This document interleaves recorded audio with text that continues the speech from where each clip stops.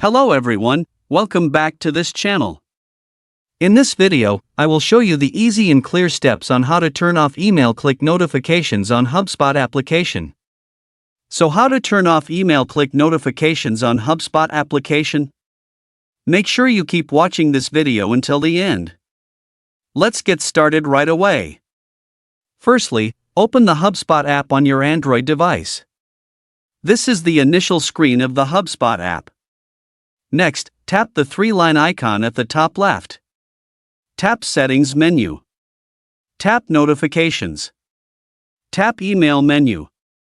And tap Email click. So that's it, tutorial how to turn off email click notifications on HubSpot application. Thank you for watching. I hope this video was helpful. See you in the next video.